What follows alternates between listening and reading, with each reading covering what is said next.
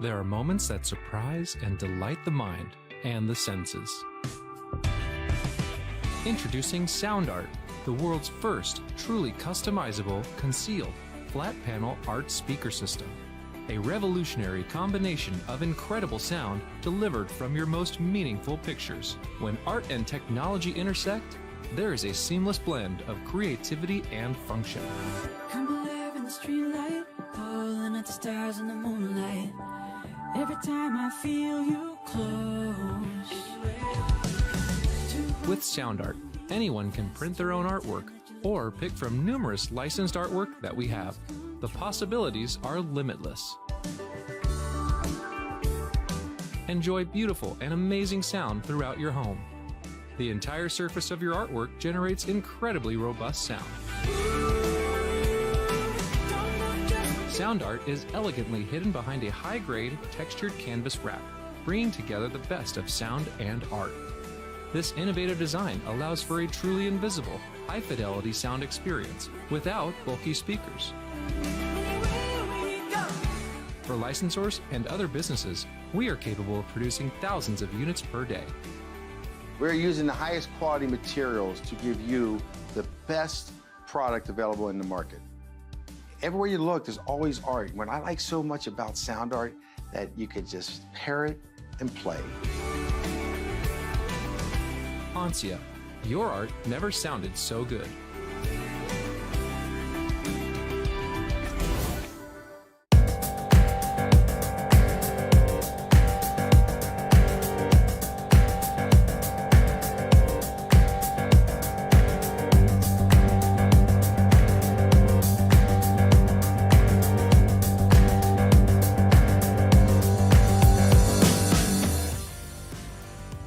It's race 9 once again for the Ultimate Indycar Cup. We stay on our little short track action.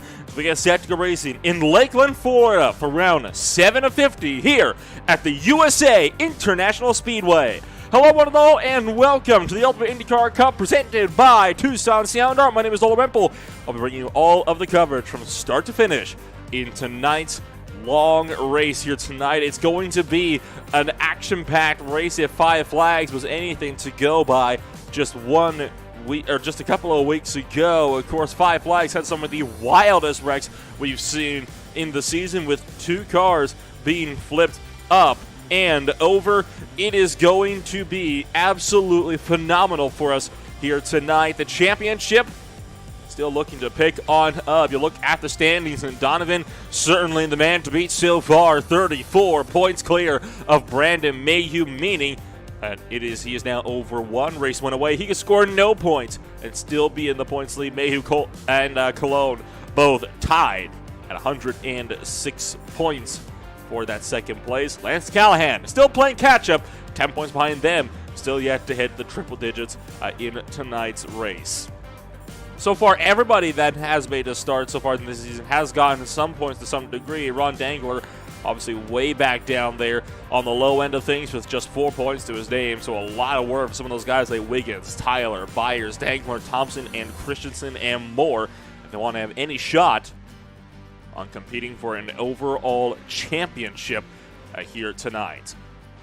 But for now, though, as we get set to go racing in Lakeland, Florida, the USA International Speedway, let's take a quick ride along for a couple of laps here with Jim Halpert.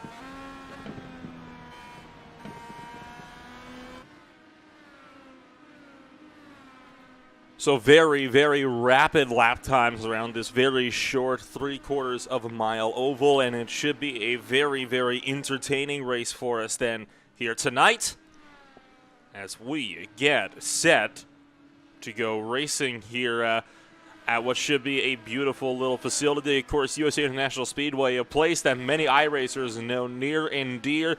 being one of the first places you go when you want to start off your oval racing career down in rookie class. You rarely see IndyCars here on the circuit, and we get set to go IndyCar racing here tonight.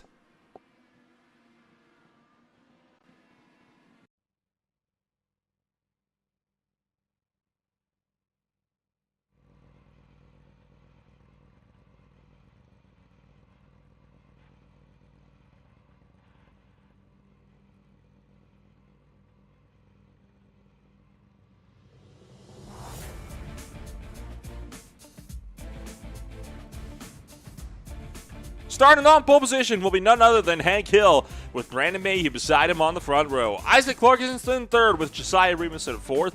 It's Petty Johnson in fifth, and Harold Donovan down in sixth. Jim Halpert is seventh, with Christian Russell in eighth. Peter Granson is ninth, Lance Callahan in 10th. Diane Ringler and Richard Wood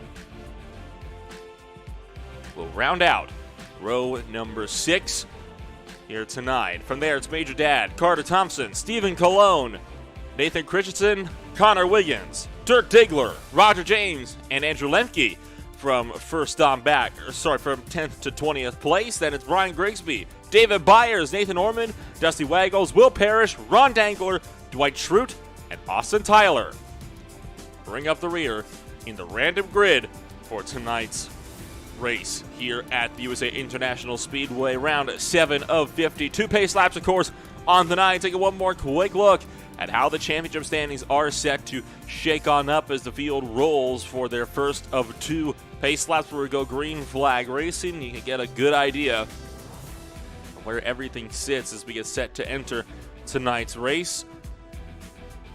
Talking about some drivers on the up and up, how about the likes of Richard Wood? Been slowly progressing his way up through the standings. Had a horrible start to the season, but he has been steadily working his way up there, and we hope to see him fighting for those top spots on the grid sooner rather than later. Of course, Hank Hill on his first ever pole star, but he's got some serious contention on his outside. Brandon Mayhew, one of the top 3 in the point standings. He's got the likes of Clark and Remus right behind him, and of course points leader Harold Donovan, so Hank Hill has got a lot of very fierce competition behind him. And something tells me that Menards machine is not going to be able to stick out there for very long before we see him start to falter and fall to the back of the field.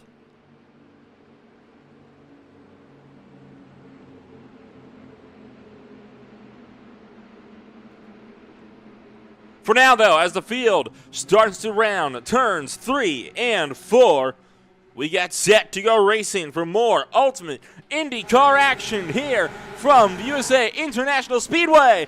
Pace cars down and in, and Hank Hill takes us to the green flag.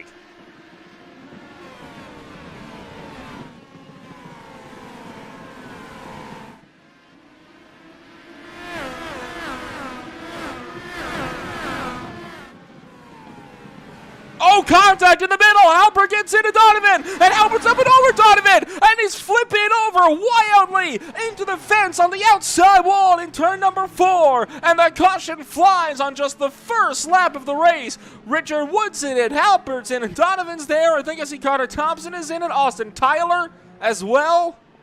Dusty Waggles was in it. That was a humongous wreck, and Hank Hill arrives on scene. Cars in front of him will be able to get weighed around the pace car, but a tremendous crash to start this race. That'll see the likes of Richard Wood and Halpert out early. Donovan and Thompson both in for damage repairs. A wild, wild ride, though, for Halpert on just the opening lap of the race. I think he went up and over the top of Harold Donovan. We'll see here. Halpert pushes it 3 wide, gets into Donovan, forces Halpert onto the apron.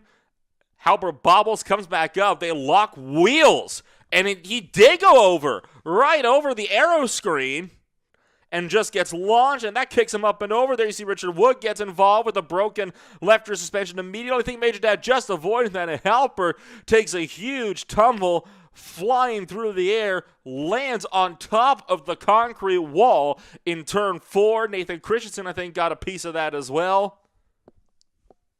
And if I'm not mistaken, I think that was the 51 car that got a piece of that as well. So a tremendous ride. This is at real speed.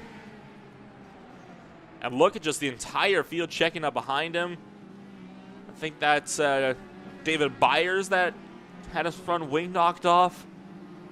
It's a lot of cars that got tore up from that mess. And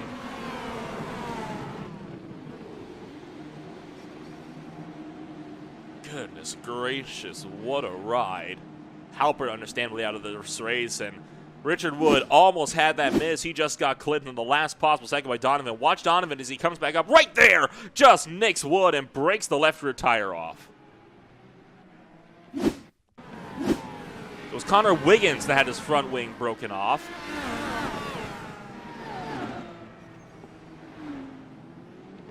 And way in the back, I believe that was David Byers that got his wing tipped off as well. That might have been Ron Danglin now that I look at it. This is on board with Major Dad. Watch this. Just getting around this. That's quite the view. And Major Dad, super, super lucky to get around all of that.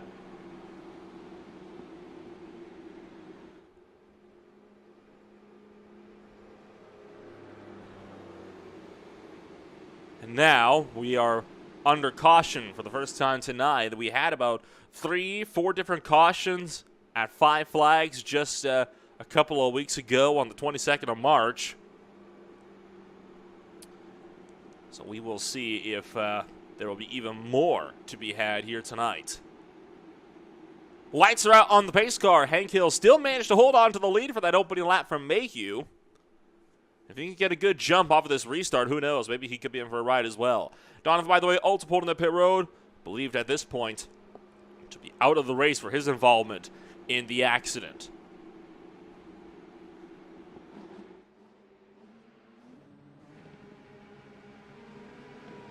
Wood is going to make his way out onto the racetrack as the pace car is down and in, and that leaves it once again up to Hank Hill, who's going to lead us back to green.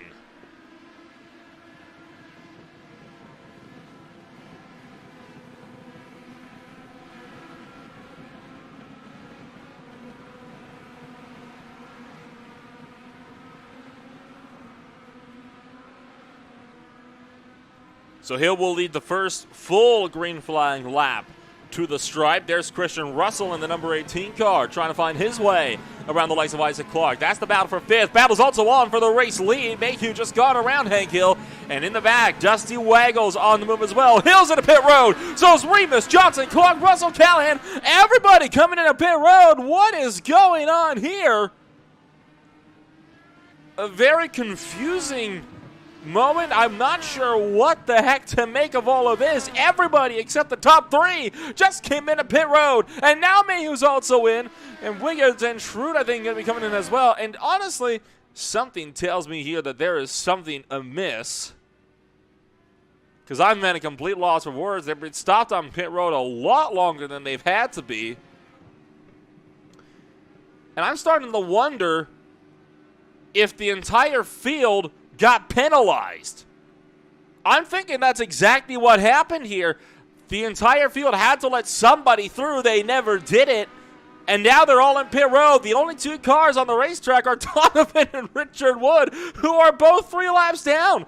This is extraordinary. I'm not sure what to make of this. This obviously isn't for damage repairs because a lot of these guys weren't even involved in the wreck. This literally is just to serve a penalty.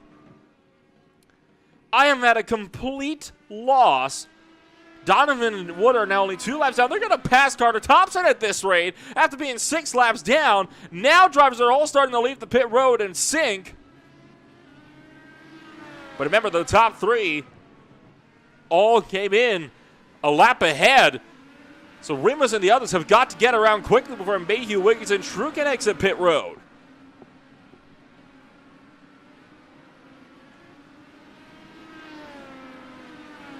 And I think Brandon Mayhew will cycle through to the race lead. So Josiah Remus try to cycle on through, but he's too late. 1.5 seconds out, clear for Brandon Mayhew. I don't know what to say. I genuinely do not know what to say to that. That is absolutely extraordinary. 21 cars still in the lead lap. Schrute Lost a lap, though, during all of that, and now Schroot's falling back as Wood, Donovan, Cologne all found their way through. Here's a big lunge outside line for Lance Callahan trying to close up to Betty Johnson.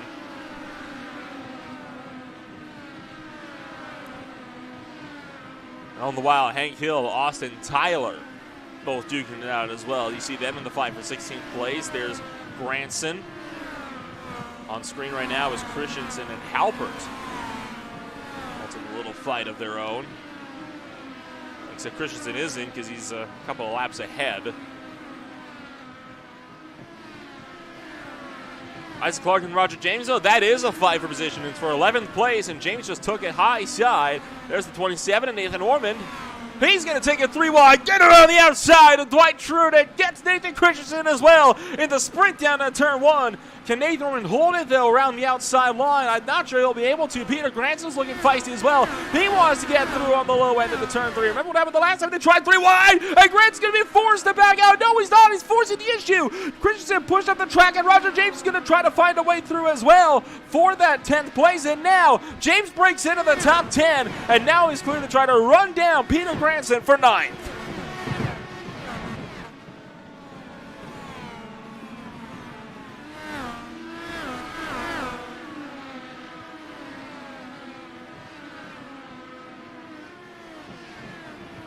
And now Roger James has got the outside line. He's going to rip that high side perfectly. Clears by the time they get to 3. But Granson isn't going to throw it down, and then he's not letting that NTT Data 98 get away any easier.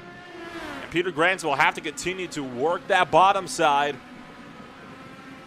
if he wants to try to find his way around and hold on to that 9th place. But they're being held up by some lap traffic, including the 91 of Dusty Waggles as well as Nathan Ormond. This is all a big fight for 8th, 3 wide, and Granson shoots the middle, and he's going to take 8th place through turns 1 and 2. I tell you what, it's been a chaotic start to this race and a maddening start to this race, but the racing is absolutely epic so far. There's the fight for first place. Brandon Mayhew trying to hold off Josiah Remus, but Remus is charging. Mayhew has not been able to break away, courtesy of all this lap traffic, the gap under 2/10 between them, as well as this, the fight for 19th. Cologne gets by David Byers for the 19th position on the track, and now Remus just broke clear into the race lead. Remus now ahead by about 1/4 of a second.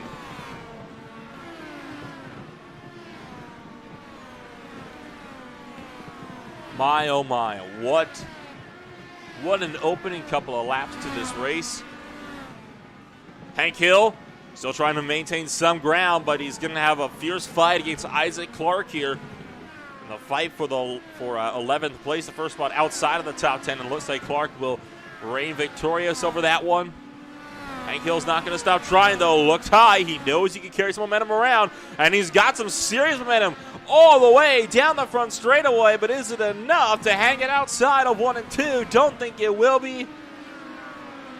It's very, very close between them. I mean, Hank Hill able to get the drop on him on corner exit, but not enough to actually make the pass, but he will here. Gets clear out of 4. Isaac Clark, I think, backed off a little bit. Didn't want to take any kind of risks, especially as they get set to approach lap traffic.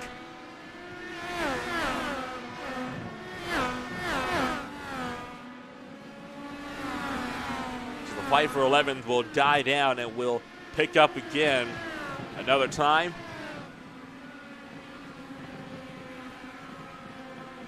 All the while, you still got drivers battling like crazy. You just saw Cologne break past Will Parrish, and he's going to lap Halpert again.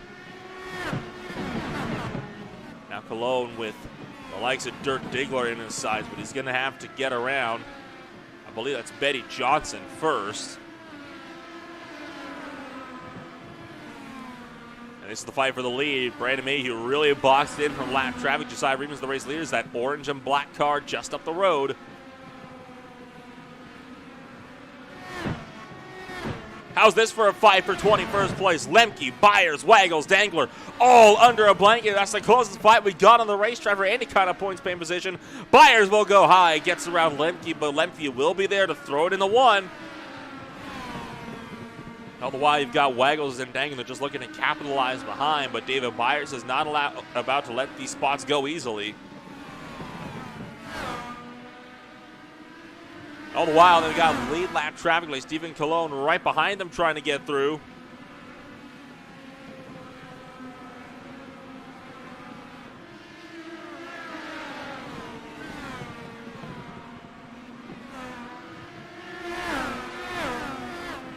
All the while, you've got other fights starting to pick up all throughout the field. How about this fight for 14th between Christensen, Cologne, and Digler?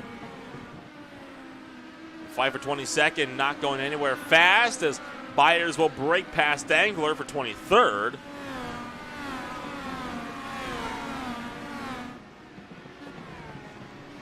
Now the entire field is really spread out around the entirety of this run. This is on board with Nathan Christensen.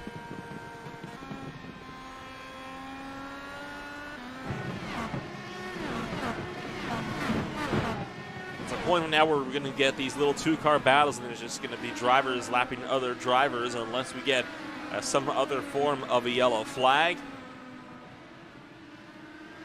Richard Wood has been slowly on the up and up. He was collected in that crash, was thought to be out when 6 laps down. Then the entire field got penalized. He fought back to 1 down, and now he's fought his way back up to 17th. Not bad at all for a driver that had a broken suspension, or partially broken suspension, I should say.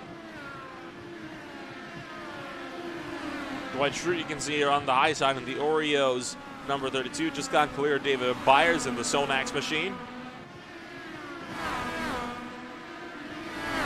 Diane Ringler, I think, just got past Callahan. He did. Look at that.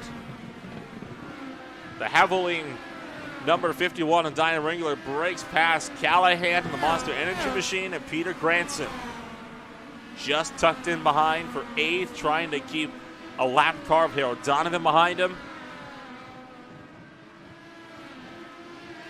Oh, and it's a hornet's nest up here between Grigsby and Cologne, all battling with each other, trying to get around lap traffic. I think Cologne will get 13th place, though. Gets around the outside of the 73 car, David Byers. It's going to trap Brian Grigsby down on the inside lane. 3 wide in the background, but I think they're going to get around that one with no difficulties. Got the likes of Russell and Johnson in the close fight. How about Peter Granson and Lance Callahan? They just traded hands going 3 wide into turn 1. Granson will go high, though. Gets around the likes of Callahan. He's going to get around Dinah Ringler as well. Granson is on the move, trying to chase down a top 5 position.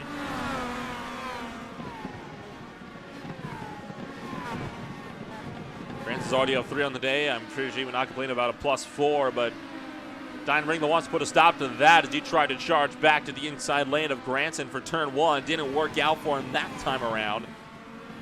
But Granson will keep the high side maintained, and he will now get clear for 6th place.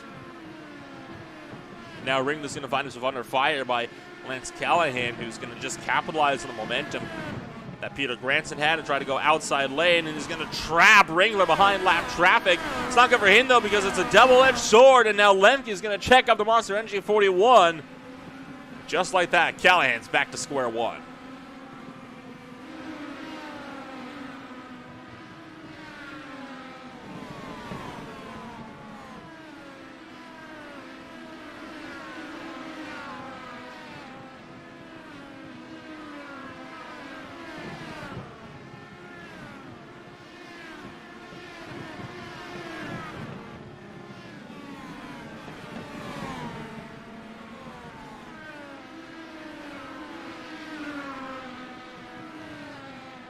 Callahan's not ready to give this fight up, though, with Ringler, and now will manage to get through, as it's this time Ringler, the one that gets held up behind lap traffic of Connor Wiggins.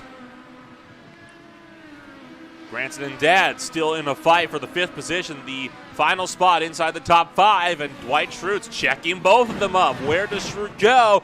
He's going to go up high, and all the while, the fight for third. Also raging on. Benny Johnson has caught Christian Russell and is now trying to break clear on the inside lane, but Russell fighting hard, high side. It's not going to matter. Benny Johnson clears out of 2.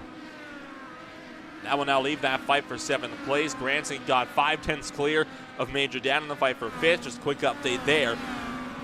Now, Callahan has to try to work his way to keep Ringler in behind him. See Roger James in the white and blue car just in the back, also trying to go back on the hunt to regain lost ground. Roger James has had a phenomenal start to his race, plus 10 spots before he started all the way down to 19th. Richard Woods in a pit road. It looks like it is just about pit service time for everybody out there in this field. That would be a scheduled stop, I believe. Of course, the field also was in to serve a penalty, so I'm assuming Richard Wood here would be coming in about 5 to 10 laps earlier than the rest of the field.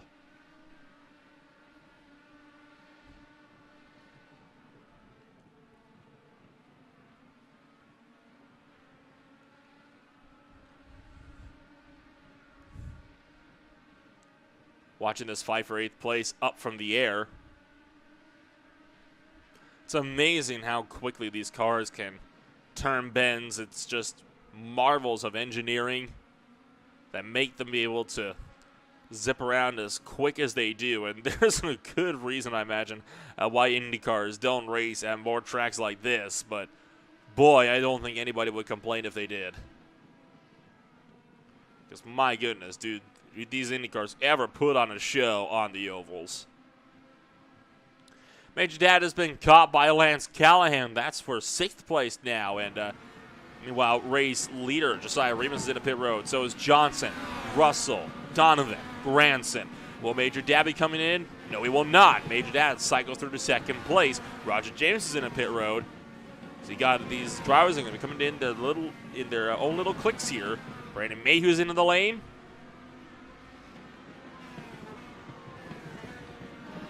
Callahan's going to get her on Major Dad. His dad in his pit road, so Callahan will lead, and he'll actually lead the lap, too, at the stripe. Ringler's in a pit road, so is Stephen Colon. Hank Hill just pitted, your pole sitter.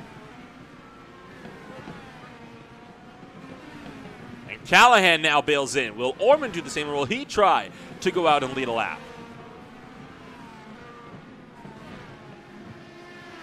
He will not. Orman's in a pit road as well.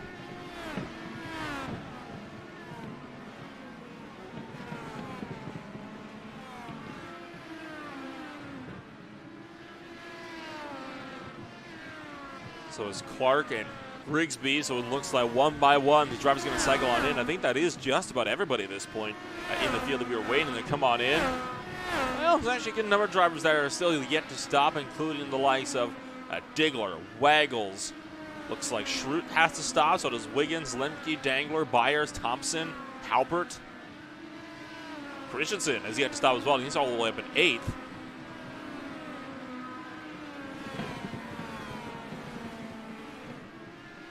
And now we're seeing Diggler, Parrish, Waggles all in the pit road, so they're making their next stops on the day, but certainly not the last ones if this continues to go green the way it is.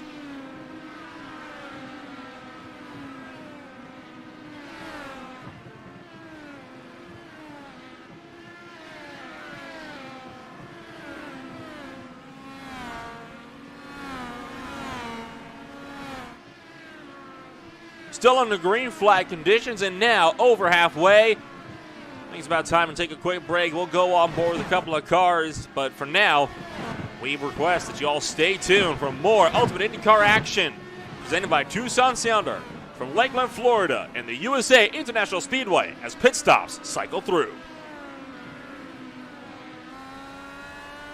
Soundart introduces an entirely new way to listen to music in your home. By combining the best of 2 products, a revolutionary high-fidelity, low-profile Bluetooth wireless speaker with beautiful artwork. Select from a library of artwork or upload your own photos to personalize your experience. Soundart ushers in an era of invisible, beautiful, and amazing sound throughout your home and redefines your entire entertainment system. The need to reclaim your floor space and rid your home of unsightly speaker boxes that need to be bolted to the wall is now a thing of the past. Our canvas is printed on high-quality permalite by Breathing Color. And select from our gallery or upload your own. Standard sizes include 16 by 20 and 18 by 24 canvas wrapped. Custom sizing is available, as well as surround sound options.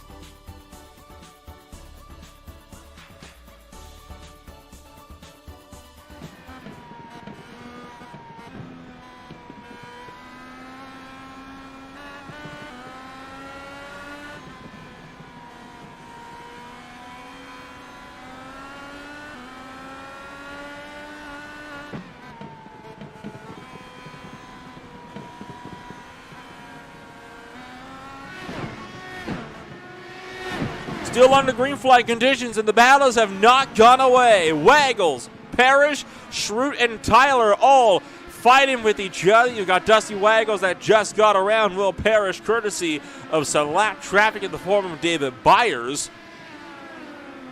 It looks like Schrute will now start to pull away from Austin Tyler as well.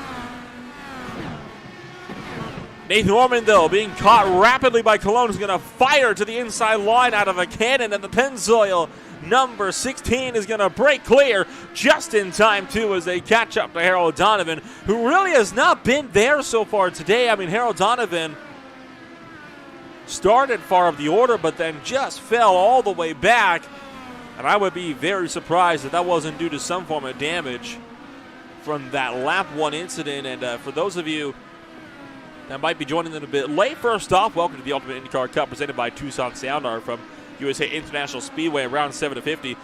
But the incident in question was when Halper got into Donovan, and that rammed Halper up and over the top. He barrel rolled into the outside wall, collected about 4 or 5 cars as a result, including Richard Wood, who's fought his way all the way back up to 15th from 26th, being 6 laps down. Very, very impressive.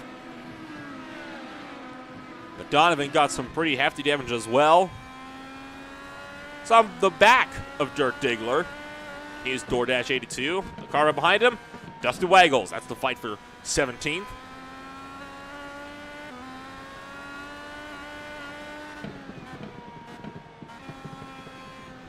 You can really see how much Waggles is starting to close on in, and he's going to just rip it right up to the gearbox as they get into turn 1. Thought he was going to get into him for a hot minute. Looks like he'll try to go high side, though, through turn 2, and he'll take that one down the back straight, or the front straightaway, excuse me. And Diggler, not quite there, actually. He's going to have to work this one a little bit more. Dusty Waggles gets cold. Yeah, still no.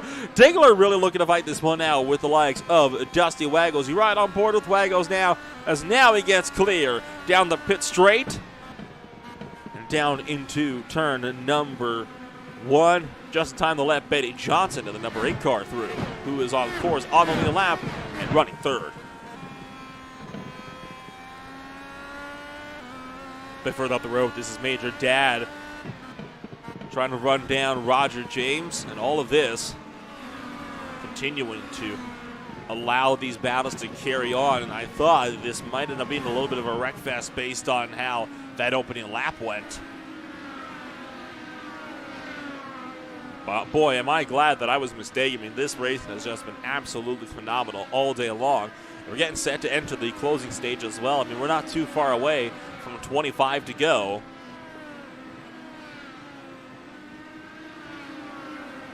And that final quarter of the race is where it is all going to come together for a good number of these drivers.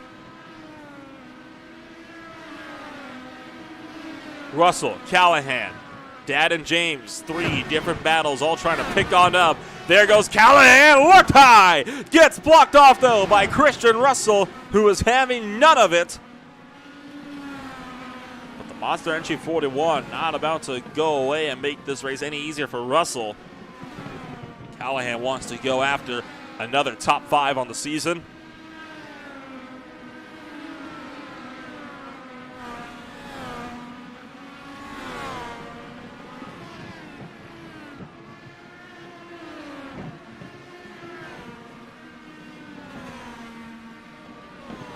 just when you think we can't get any more kind of exciting short track action we got here, we're going to end off our triple header in round number 8 when it comes to short track ovals, at least. Coming back to that in a moment, Callahan's got alongside Russell. Russell will pull clear, and that will force Callahan back. That also fends off Roger James, but the next race up is Lanier, the shortest track we have been to yet on the season, but somehow not going to beat the shortest. Then we finally go back road course racing over to Knockhill overseas. And it's back to short track racing, the Southern National. There's a lot of short tracks coming on up here, and I know a few people are going to be wanting to really see the low or downforce package that these Indy cars have. That, of course, reserve tracks over a mile. We're not going to be seeing that, I believe, until we get all the way around to Kentucky.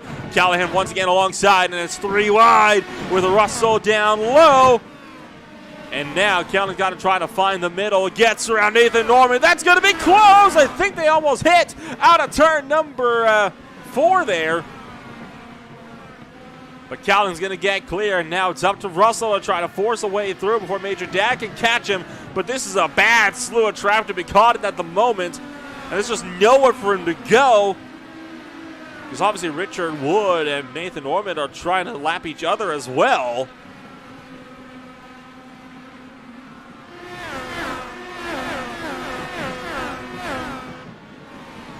It's really a question at this point of just where do you go? Under 25 laps to go. We are well into the final quarter now of this race, and it is starting to really pick up.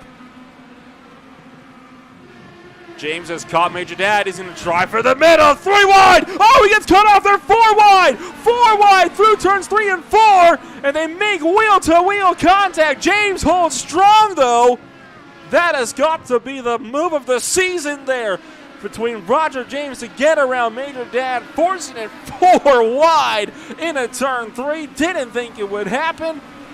You saw on the driver's way in the back there, I believe that may very well. Trying to just look through my list here. I think that could have been the likes of Will Parrish that didn't want to have it, but Roger James forced the issue, and now that's allowing him to go on the offensive here. He's going to get around both Connor Wiggins and Russell. Puts him up into 6th place. Does James have what it takes to run down Callahan for a top 5?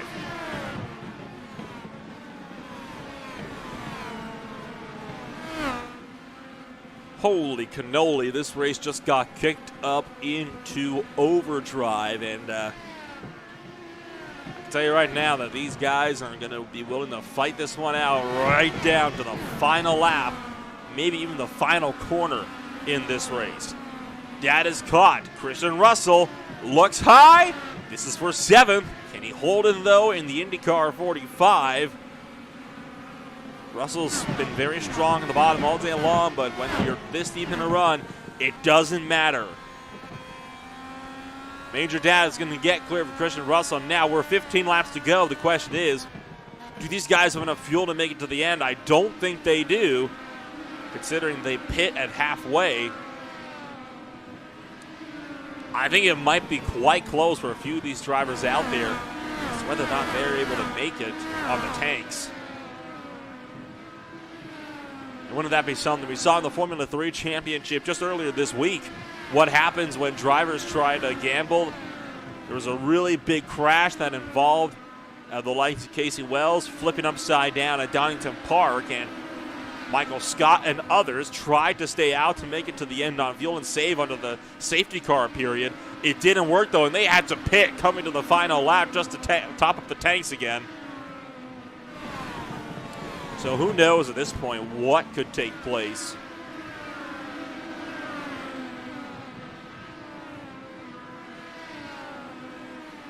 Cologne couldn't make it. He's in a pit road with what will be 12 laps to go. I don't think a lot of these drivers are safe.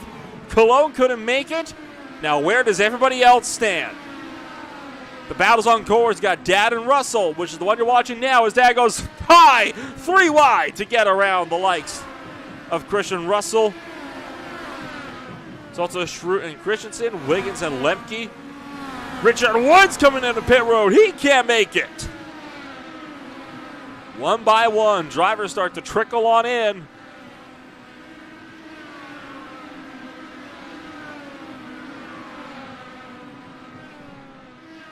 Josiah Remus, the race leader, is in a pit road. 10 laps to go as Betty Johnson pits. Granton is in. I don't think any of them can make it. Brandon Mayhew inherits the race lead, and I think this is going to be about it. No way some of these drivers can make it to the end. Mayhew's in a pit road from the race lead. What better way to spice up a race than pit stops with under 10 laps to go? Talk about making it fuel mileage and then a mad dash at the finish. Russell's pulling way down in the end. I think he's going to be pitting in this time by. Oh, it's a hard left, and he is going to be coming in to the lane this time. That was an aggressive pit entry there from Christian Russell. Trying to make sure he loses as little time as physically possible.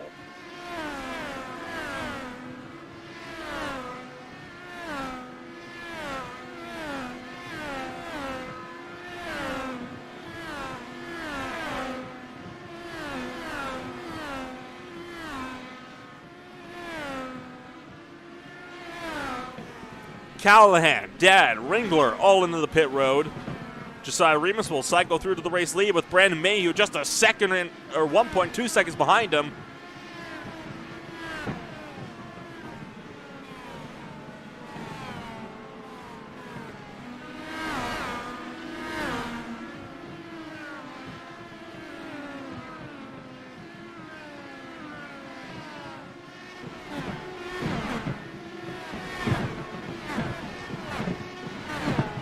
What do you do? How do you manage to make sure that these guys are able to work their way up there? Betty Johnson closing on Mayhew, trying to go for second place. 5 laps to go, and it's a mad charge for Johnson for some last-minute glory. Drivers are still cycling in and out of pit road. Johnson's going to go high, takes it 3 wide around David Byers, and it's going to be neck and neck with Russell at the line. Brandon Mayhew, I should say, but it will be Johnson to get clear for second place, but it's 2 seconds up to Remus. That is an insurmountable gap for the number 8 car.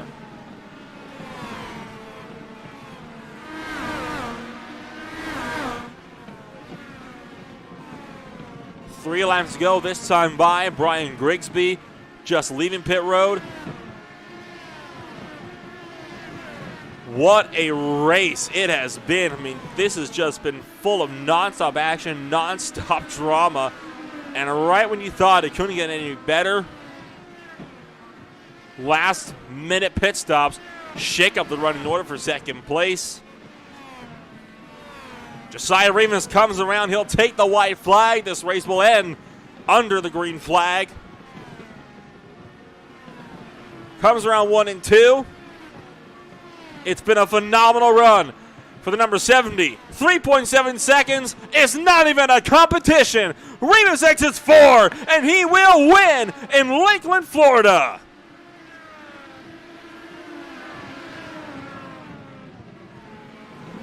One by one, drivers are going to trickle their way across the line.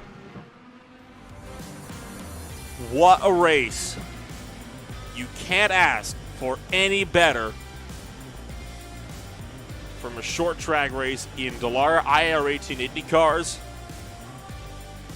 As the fireworks go off on the back straightaway, it's time to take a look at your official post-race results here from USA International Speedway. It's Remus, the race winner. Betty Johnson is second with Mayhew in third.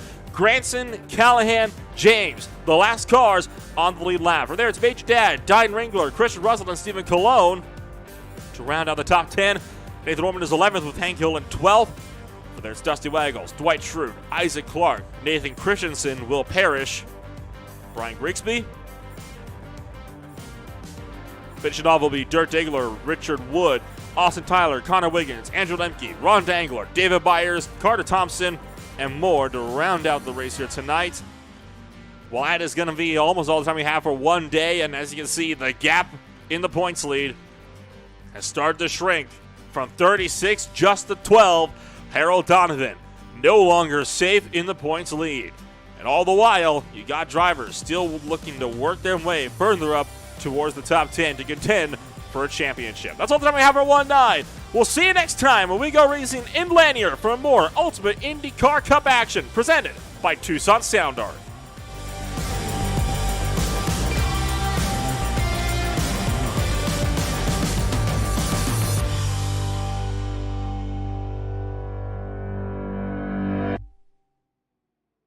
There are moments that surprise and delight the mind and the senses. Introducing Soundart, the world's first truly customizable, concealed, flat panel art speaker system. A revolutionary combination of incredible sound delivered from your most meaningful pictures. When art and technology intersect, there is a seamless blend of creativity and function. Come alive in the streetlight, pulling at the stars in the moonlight. Every time I feel you close. With Soundart, anyone can print their own artwork or pick from numerous licensed artwork that we have. The possibilities are limitless. Enjoy beautiful and amazing sound throughout your home. The entire surface of your artwork generates incredibly robust sound. Soundart is elegantly hidden behind a high-grade, textured canvas wrap, bringing together the best of sound and art. This innovative design allows for a truly invisible, high-fidelity sound experience without bulky speakers. For licensors and other businesses, we are capable of producing thousands of units per day. We're using the highest quality materials to give you the best product available in the market. Everywhere you look, there's always art. What I like so much about Soundart, that you could just pair it and play. Ancia, your art never sounded so good.